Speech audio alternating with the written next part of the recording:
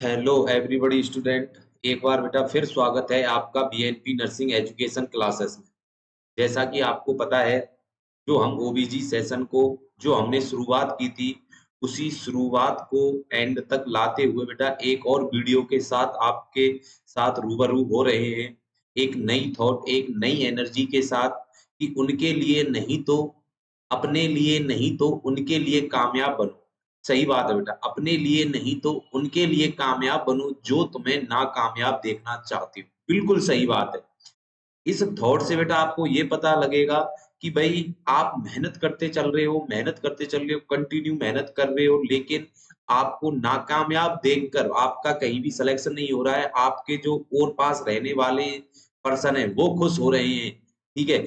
लेकिन हमेशा मेहनत करते जाना, जिस दिन आपको कामयाबी मिलेगी उस दिन आपको बेटा ये यकीन हो जाएगा कि जो आपको नाकामयाब देखना चाहते थे वो कितना खुश हैं, कितना दुखी हैं।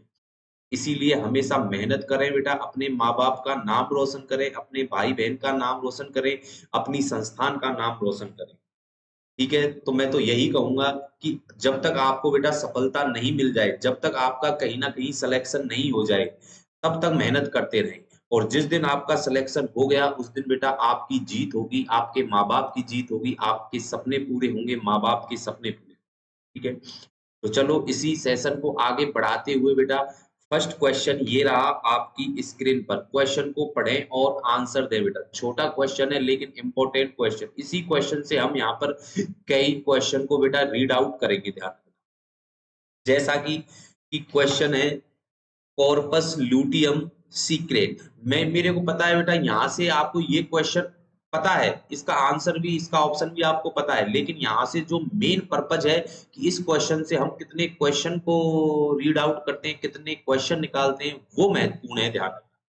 तो क्वेश्चन है कॉर्पस लूटियम सीक्रेट, मतलब कॉर्पस लूटियम क्या सीक्रेट करता है। सबसे पहले तो हमें ये देखना है कि सर कॉर्पस लूटियम है क्या। तो मैं आपको बता दूं बेटा, देखो कि जो कॉर्पस लूटियम है, जो ओव्यूलेशन होता है बेटा, ठीक है। सबसे पहले कि ओव्यूलेशन के लिए कौन सा हार्मोन रेस्पॉन्सिबल है, सर एलएच हार्मोन रेस्पॉन्सिबल है, ल्यूटिनाइजिन हार्मोन रेस्पॉन्सिबल।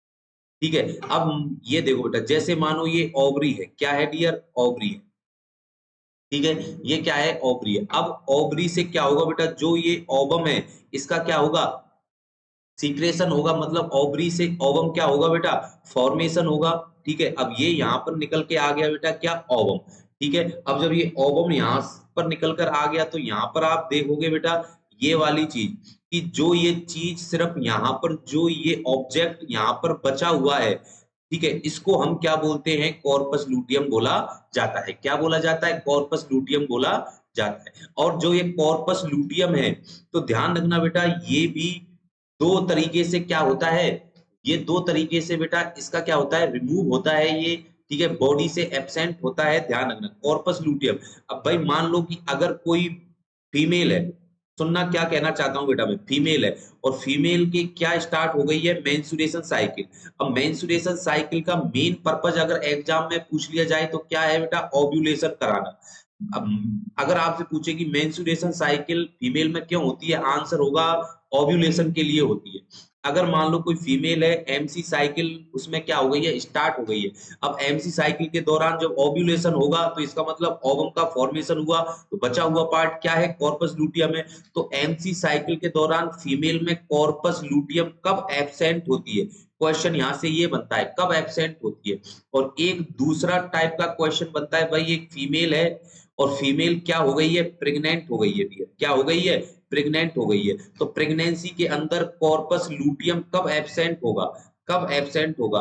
तो क्वेश्चन दोनों ही स्टार मार्क लगा लेना बेटा, बहुत ज्यादा इंपॉर्टेंट क्वेश्चन है। तो ध्यान रखना मेंस्ट्रुएशन साइकिल अगर स्टार्ट हो गई है फीमेल में तब तो ये एब्सेंट होगा डियर, कब, 28 डेज में क्या हो जाएगा, ये एब्सेंट हो जाएगा, ध्यान रखना।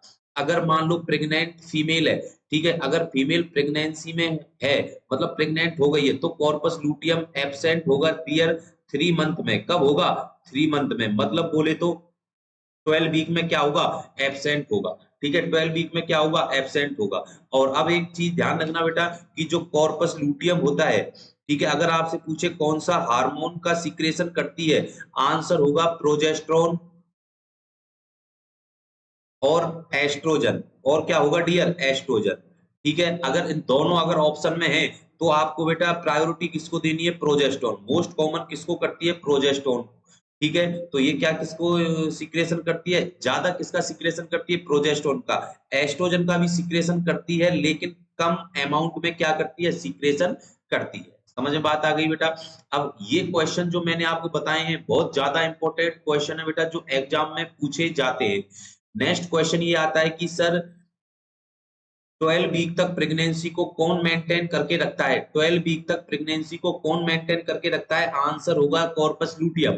और कॉर्पस लूटियम को कौन मेंटेन करके रखता है? बीटा एससीजी मेंटेन करके रखता है। ध्यान रखना बेटा, बीटा एससीजी 12 वीक तक कॉर्पस लूटियम को मेंटेन करके रखता है, और कॉर्पस लूटियम 12 वीक तक प्रेगनेंसी को मेंटेन करके रखता है। और 12 वीक के बाद ये क्या हो जाता है? कॉर्पस लूटियम डियर एब्सेंट हो जाता है। क्या हो जाता है? एब्सेंट। फिर प्रेगनेंसी को कौन मेंटेन करता है? प्लेसेंटा ही मेंटेन करता है बेटा, क्योंकि प्लेसेंटा उस समय क्या हो जाता है बेटा? पूरा फॉर्मेशन हो जाता है। प्लेसेंटा का क्या हो जाता है डियर? पूरा फॉर्मेशन हो जाता है, जिसके कारण हुल प्रेगनेंसी को मेंटेन कौन करता है? प्लेसेंटा। नेक्स्ट क्वेश्चन ये आता है कि सर प्रेगनेंसी को मेंटेन करने वाला हार्मोन कौन सा है? प्रेगनेंसी को मेंटेन करने वाला हार्मोन कौन सा है? आंसर होगा डियर प्रोजेस्टेरोन। आंसर क्या होगा? सुनते जाना क्या क्या बोल रहा हूं बेटा मैं। हार्मोन कौन सा रेस्पॉन्सिबल होता है प्रेगनेंसी को मेंटेन करने वाला? प्रोजेस्टेरोन। कौन सा होता है? प्रोजेस्टेरोन। पी बराबर प्रोजेस्टेरोन और पी बराबर प्रेगनेंसी।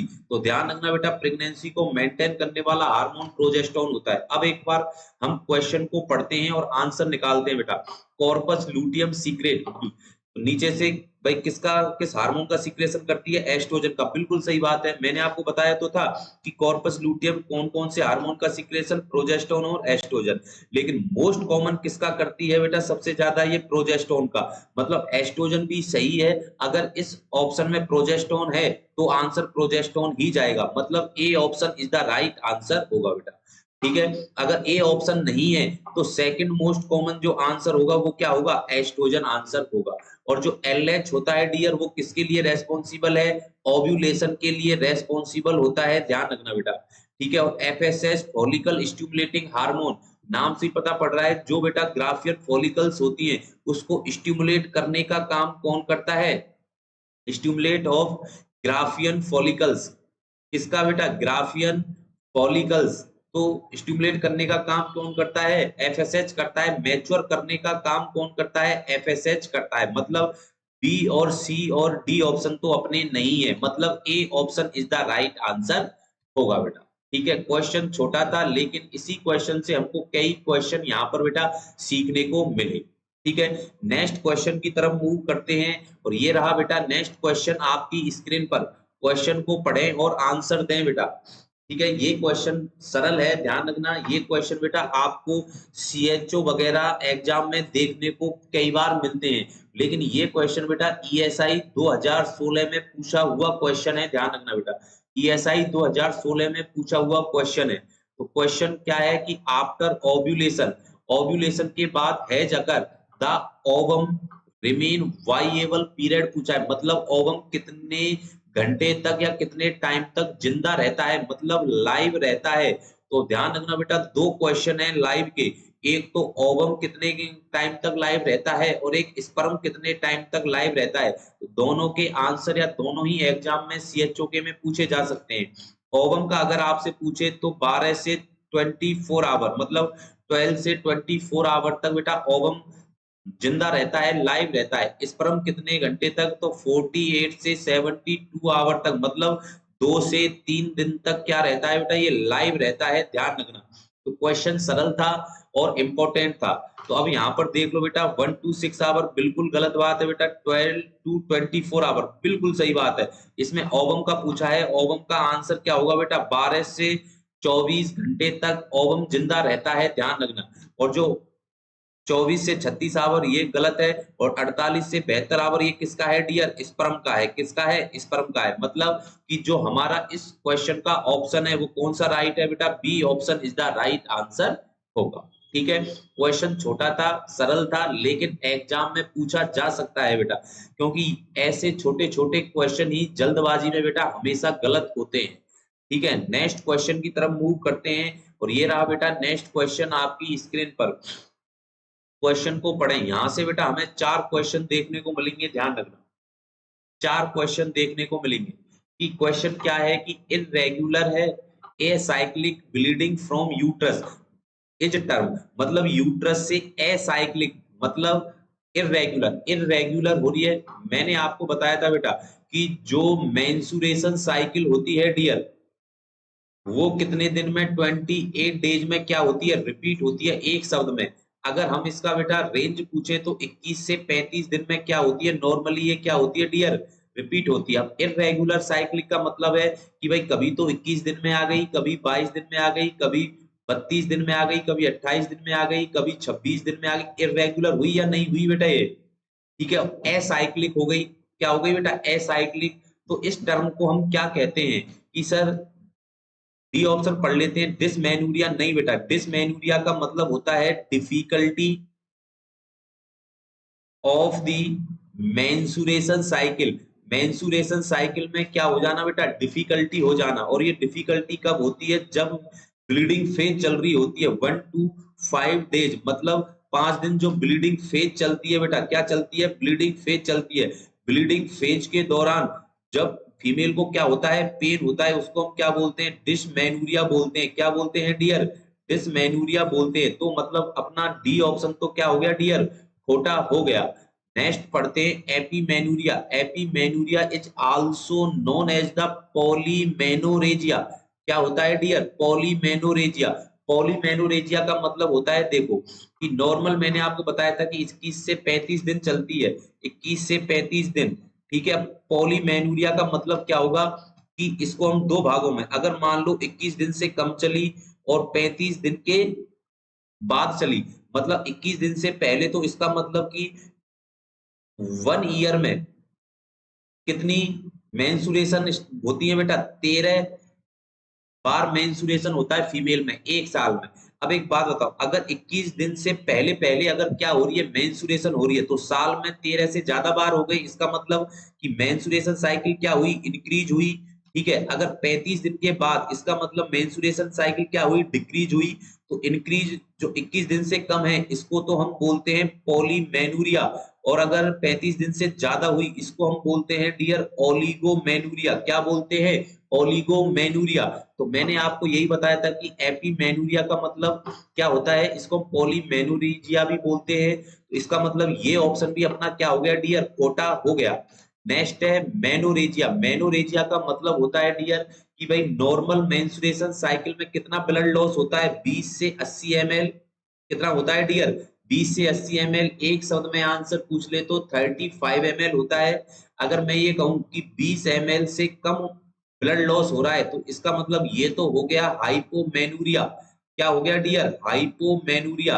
अगर 80 ml से ज्यादा ब्लड लॉस होता है, तो ये कौन सा हो गया, हाइपरमेनूरिया। क्या होता है डियर, हाइपरमेनूरिया होता है, ठीक है। अब यहाँ पर जो मेनोरेजिया है, इसी को हम क्या बोलते हैं, हाइपरमेनोरेजिया बोलते हैं। तो मतलब डी ऑप्शन, ए ऑप्शन भी अपना क्या हो गया, खोटा हो गया। मतलब ए, बी और डी ऑप्शन हमारे राइट आंसर नहीं है बेटा। बचा कौन सा, सी ऑप्शन, मेट्रोरेजिया। मेट्रोरेजिया का मतलब होता है बेटा irregular acyclic bleeding from uterus. Uterus से जो इररेगुलर ब्लीडिंग होती है और एसाइक्लिक होती है, उसी को हम क्या बोलते हैं, मेट्रोरेजिया बोला जाता है। मतलब C option is the right answer होगा बेटा, ठीक है। तो इसी क्वेश्चन से बेटा हमने 7 से 8 क्वेश्चन निकाल लिए। इसी क्वेश्चन से हमने 7 से 8 क्वेश्चन निकाल लिए, ध्यान रखना, ठीक है। नेक्स्ट क्वेश्चन की तरफ मूव करते हैं बेटा। ये रहा नेक्स्ट क्वेश्चन आपकी स्क्रीन पर।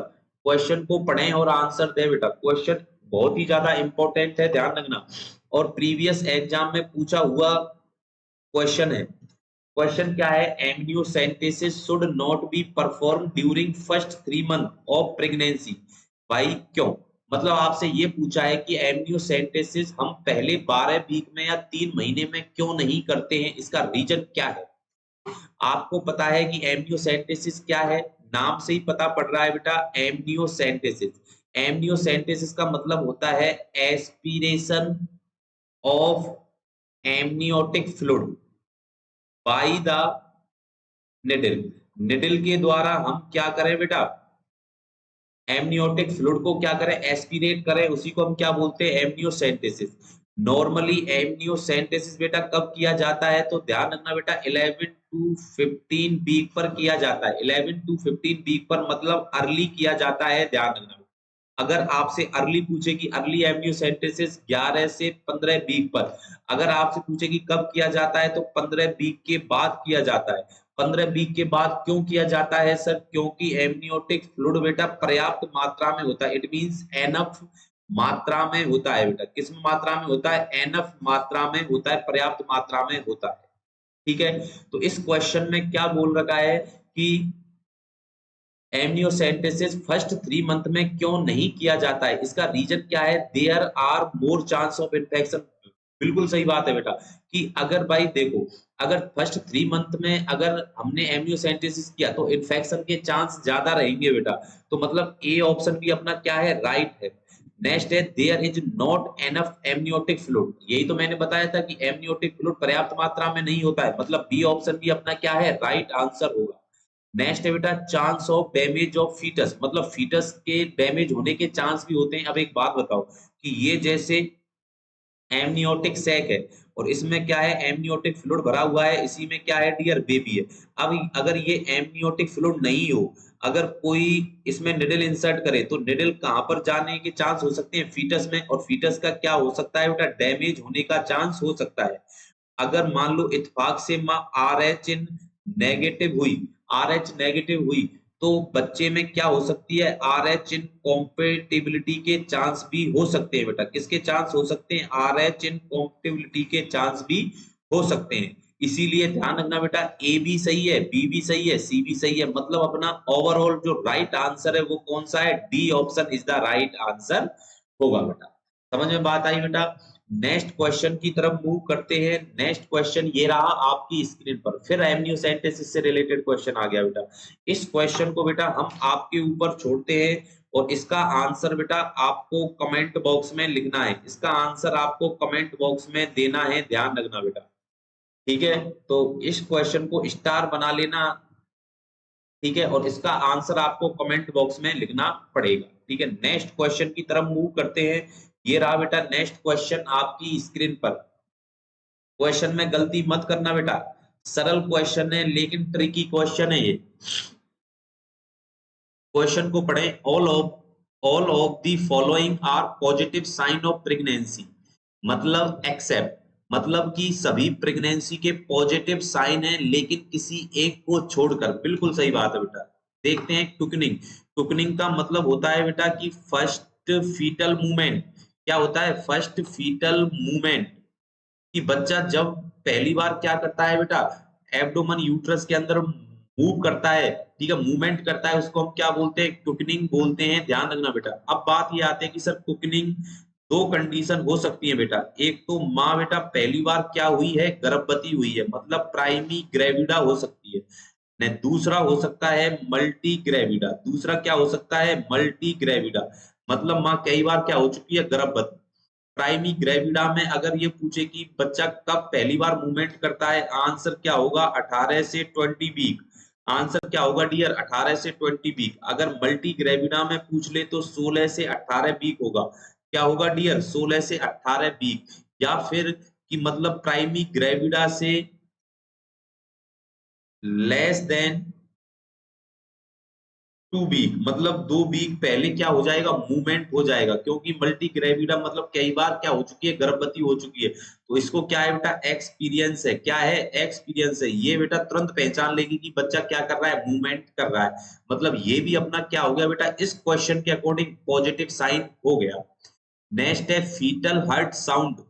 क्या है बेटा, फीटल हार्ट साउंड, मतलब बच्चे की जब हम फीटल हार्ट रेट चेक करते हैं तो इसका मतलब क्या है कि बच्चे की हार्ट साउंड आ रही है, तो इसका मतलब पॉजिटिव साइन है, बच्चा जिंदा है, मतलब बी ऑप्शन भी क्या है अपना यहाँ पर बेटा राइट आंसर नहीं हो सकता, क्योंकि इसमें ये पूछा है कि सभी पॉजिटिव साइन है, एक नहीं है। ठीक है, नेक्स्ट है movement of foetus. Movement of foetus इसको कौन इंडिकेट कर रहा है, क्विकनिंग को, मतलब ए बी सी अपने पॉजिटिव साइन है, लेकिन ध्यान रखना बेटा जो डी ऑप्शन है एमनूरिया, एमनूरिया का मतलब क्या होता है dear, absent of menstruation cycle. Menstruation cycle का क्या हो जाना, एब्सेंट हो जाना, क्या कहलाता है, एमडूरिया कहलाता है। मतलब एमडूरिया, ध्यान रखना बेटा, कोई भी अपना पॉजिटिव साइन नहीं है। एमडूरिया बोले तो लिख लेना, क्वेश्चन स्टार मार्क बनाकर बेटा, early sign symptom of pregnancy. Pregnancy का अर्ली साइन सिम्टम कौन सा है, तो ध्यान रखना बेटा एमनूरिया होगा डियर। क्या होगा, एमनूरिया ही अर्ली साइन सिम्टम होता है, ध्यान रखना। ठीक है, तो अपना ए बी सी अपने राइट आंसर नहीं है, तो कौन सा राइट आंसर है, D option is the right answer होगा बेटा। समझ में बात आ गई। चलो नेक्स्ट क्वेश्चन की तरफ मूव करते हैं बेटा। ये रहा नेक्स्ट क्वेश्चन आपकी स्क्रीन पर। क्वेश्चन को पढ़ें और आंसर दें बेटा, बहुत इंपॉर्टेंट क्वेश्चन है, ध्यान रखना बेटा, बहुत इंपॉर्टेंट क्वेश्चन है। क्वेश्चन को पढ़ें और आंसर दें। क्वेश्चन है बेटा, fall in हेमेटोक्रेट value is observe during pregnancy because. बहुत अच्छा क्वेश्चन है बेटा, स्टार बना लेना इस क्वेश्चन को बेटा, आप स्टार बनाकर चलना है इस क्वेश्चन को, बहुत इंपॉर्टेंट क्वेश्चन है कि फॉल इन हेमेटोक्रेट वैल्यू क्या हो जाती है बेटा, डिक्रीज हो जाती है।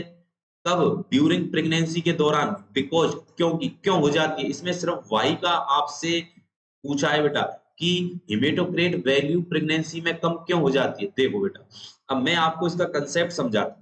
भाई मानो फीमेल क्या है, प्रेग्नेंट है, क्या है डियर, प्रेग्नेंट है। अब प्रेगनेंसी के अंदर क्या होता है कि इंक्रीज प्लाज्मा वॉल्यूम भी क्या होता है, इंक्रीज होता है प्रेगनेंसी के अंदर। सर कितना होता है, 30 से 50% होता है।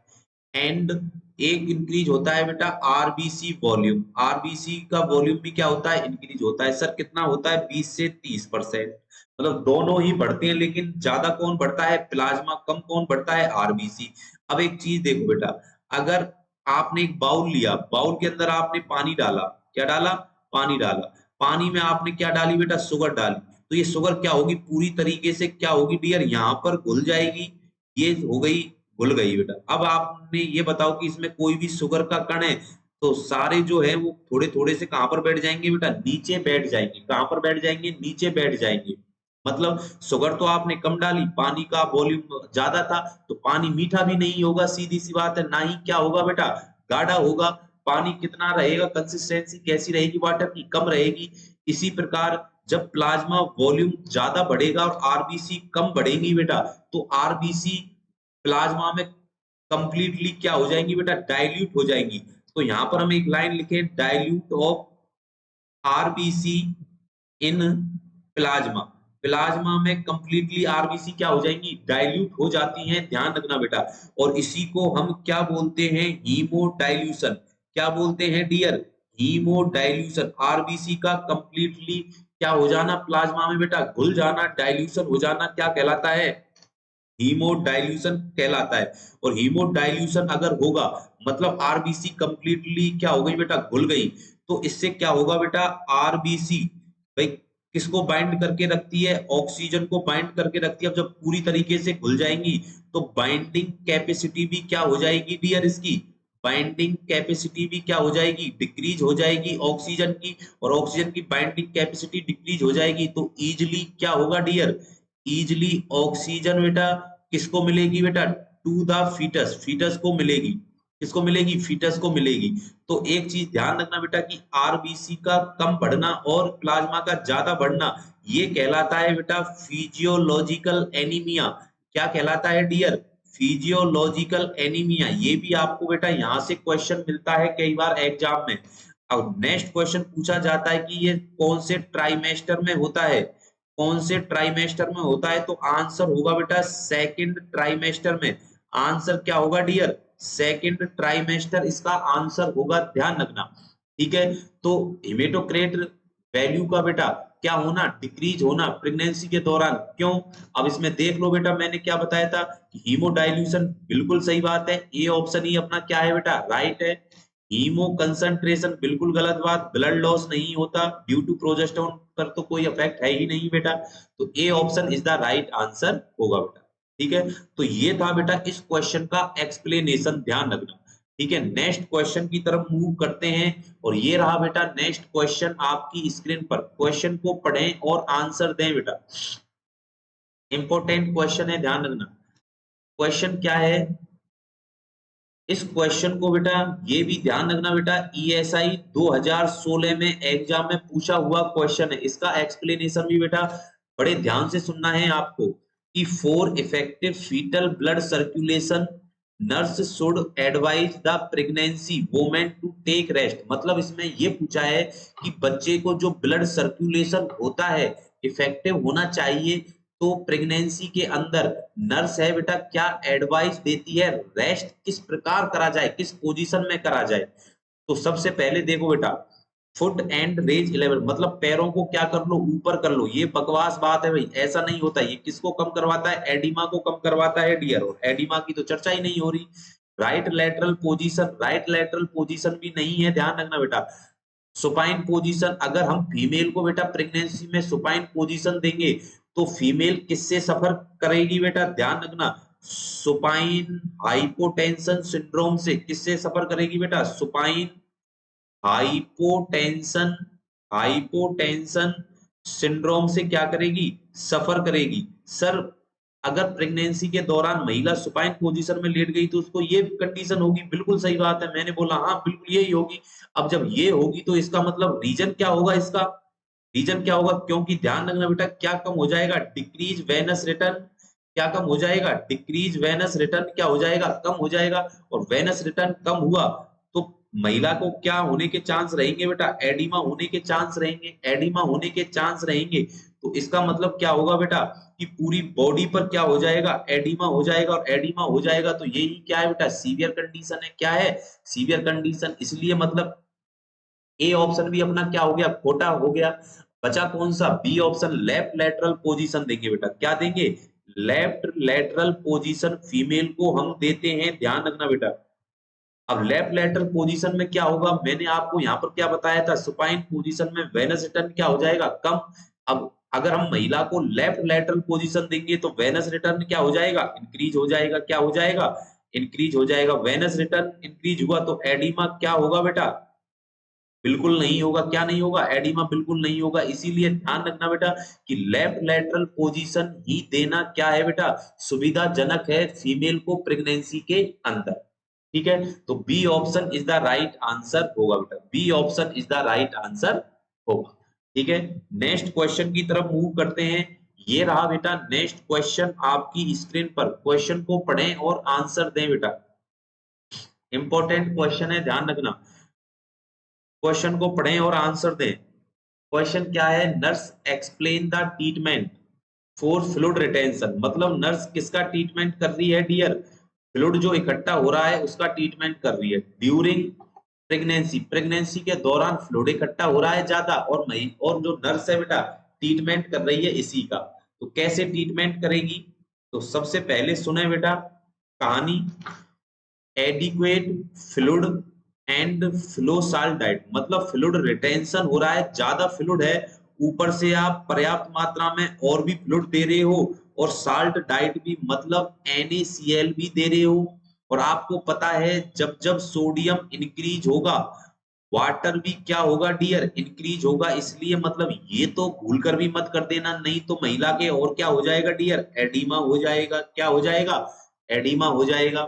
बी ऑप्शन क्या है, बी ऑप्शन को एक बार बाद में पढ़ेंगे बेटा। नेक्स्ट सी ऑप्शन देखते हैं, adequate fluid elevation of the lower extremities.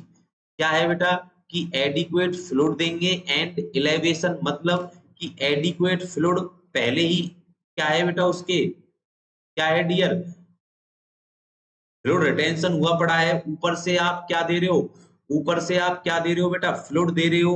तो इसका मतलब कि इंक्रीज फ्लूइड होगा, और एलिवेशन कर रहे हो तो इसका मतलब जो इसका बेटा सर्कुलेशन है, इसका जो सर्कुलेशन होगा डियर वो कहां पर होगा, हार्ट की साइड होगा। ये तो अच्छी बात है डियर, ये तो क्या है बेटा, अच्छी बात है। मतलब सी ऑप्शन अपना राइट हो सकता है बेटा। एक बार फिर पढ़ लेते हैं डी ऑप्शन को भी, जुडिशियस यूज ऑफ डाईयूरेटिक्स, मतलब डाईयूरेटिक्स भी दे रहे हो और एलिवेशन कर रहे हो। मतलब आप डाईयूरेटिक्स का मतलब होता है फ्लूइड को क्या करना बेटा, बाहर करना, रिमूव करना। फ्लूइड को क्या करना, एक्सक्रेट करना। क्या करना डियर, एक्सक्रेट करना। फ्लूइड को बाहर भी निकलवा रहे हो डाईयूरेटिक्स से, और पैरों को क्या कर रहे हो, ऊपर भी कर रहे हो, इससे तो और भी कम हो जाएगा फ्लूइड, मतलब डी ऑप्शन भी क्या है बेटा, राइट रॉन्ग आंसर होगा।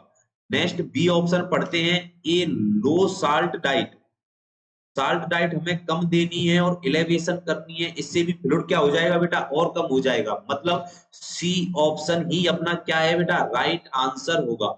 सी ऑप्शन ही क्या है बेटा, राइट आंसर होगा। मतलब एडिक्वेट अमाउंट में फ्लूइड देना है और पैरों को ऊपर कर दो, जिसके कारण फ्लूइड भी जाता रहेगा और फ्लूइड रिटेंशन भी नहीं होगा। मतलब C option is the right answer होगा बेटा।